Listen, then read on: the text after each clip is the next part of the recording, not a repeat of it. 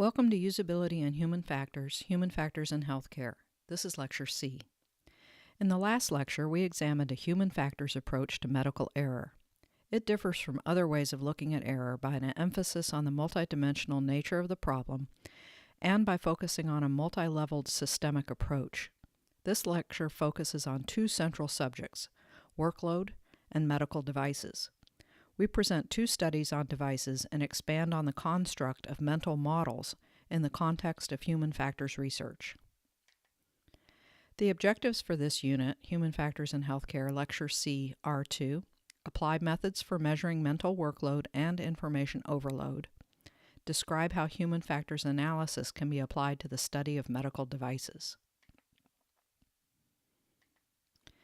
Workload is a very important explanatory variable in human factors analysis. Heavy workloads can have a range of consequences as characterized by Carrion and Gerses.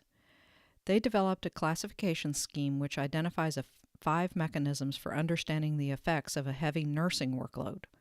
For example, a nurse may have insufficient time to perform tasks safely, apply safe practices, or monitor patients, and this may even reduce their communication with physicians.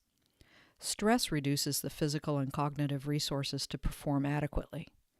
Errors in decision-making, such as a mistake in medication administration, can certainly be affected by workload issues. A heavy workload may even have a systemic effect. For example, a supervisory nurse may be too preoccupied with her own work to properly supervise nurses under her charge. This indirectly increases the possibility of human error.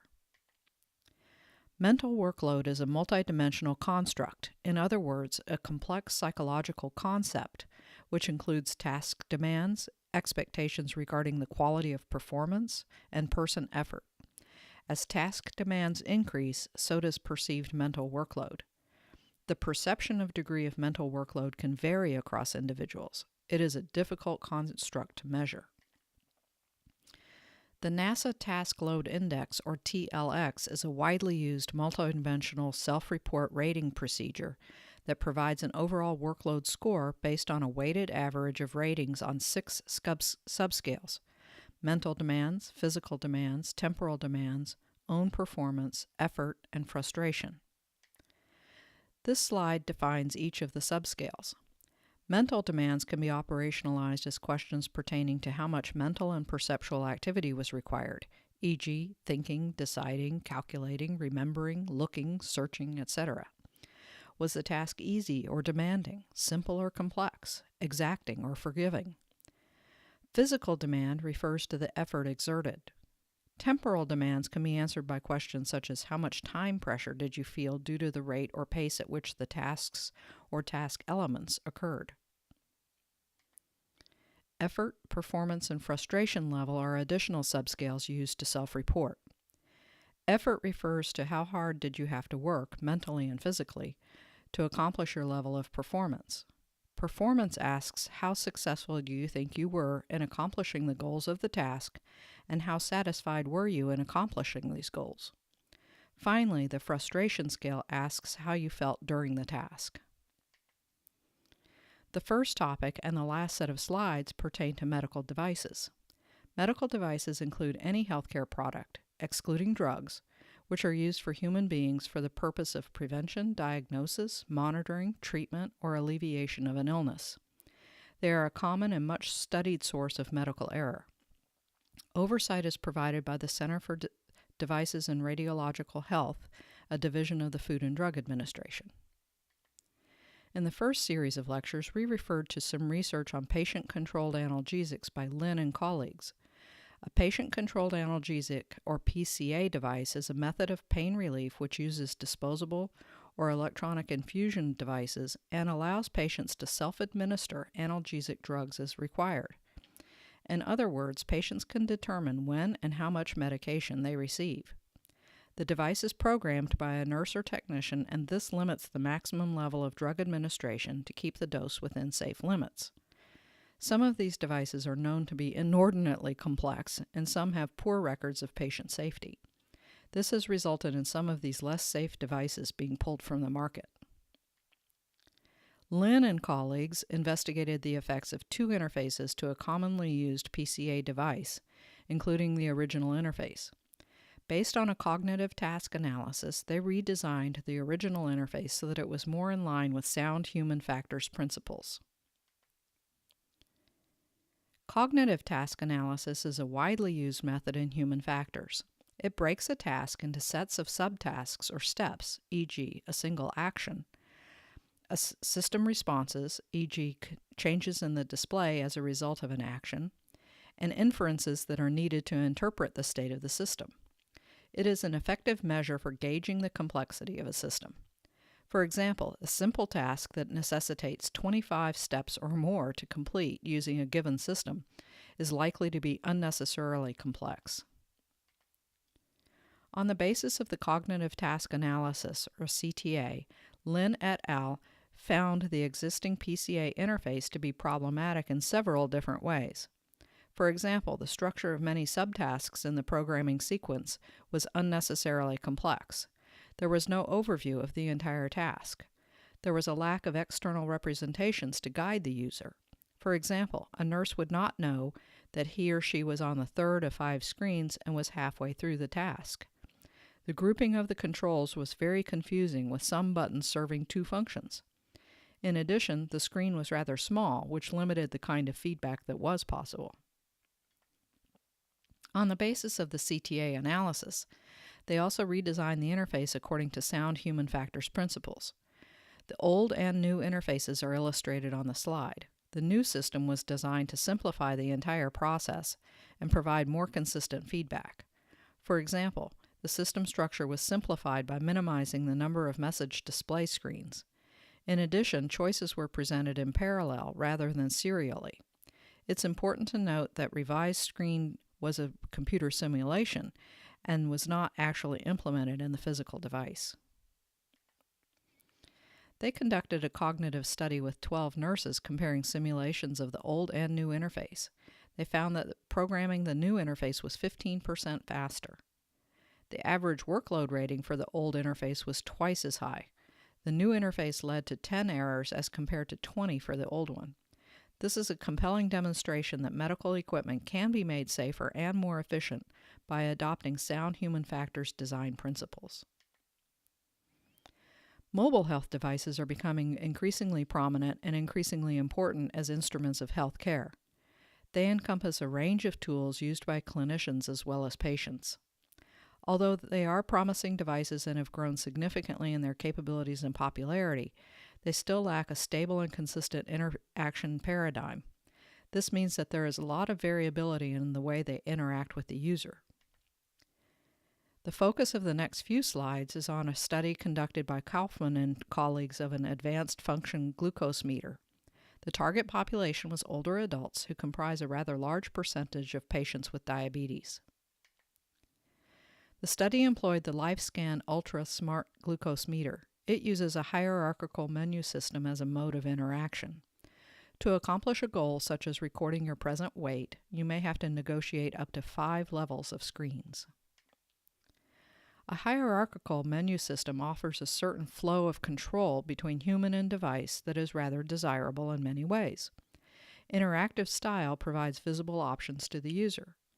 For example, the structure of the system can be fairly transparent, given that there are a constrained path of operations.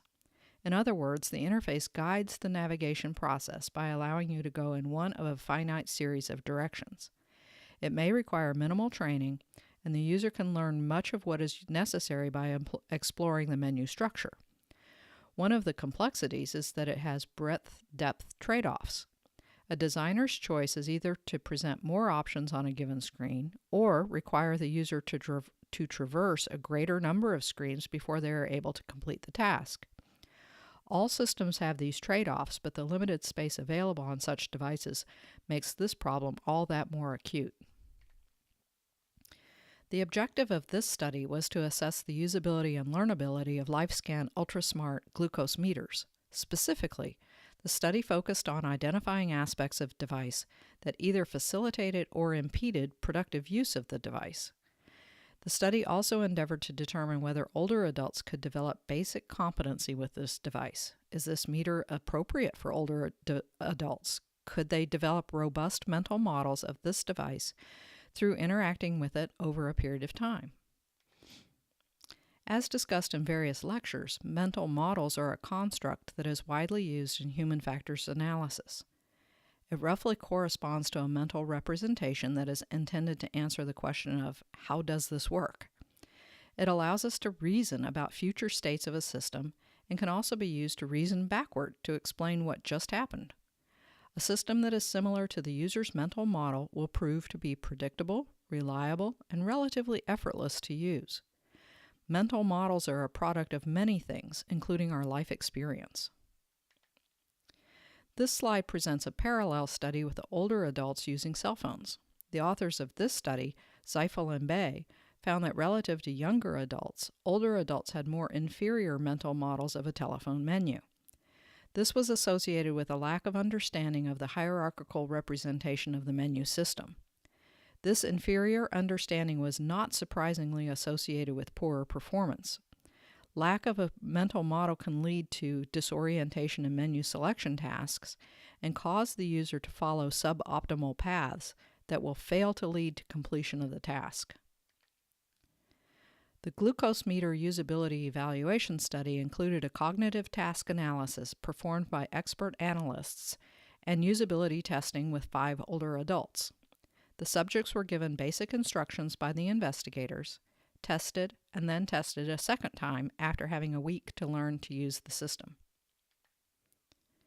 In this study, all subjects experienced significant problems in the first testing sessions.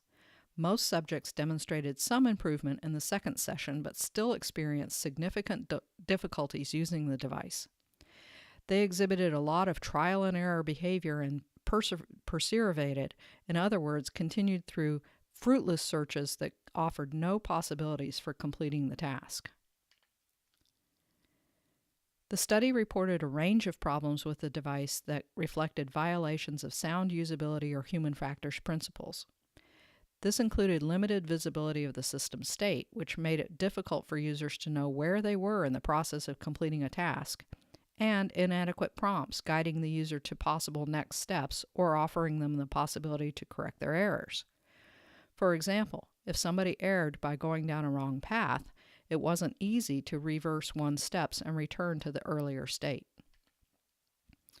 In conclusion, the glucose meter offers a wide range of resources to support self-management in patients with diabetes.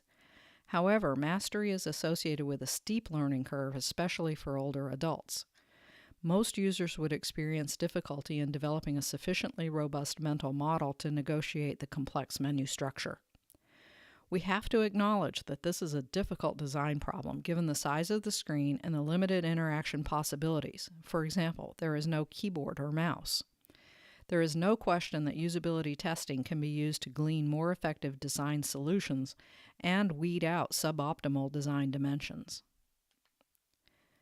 This concludes Lecture C of Human Factors and Healthcare.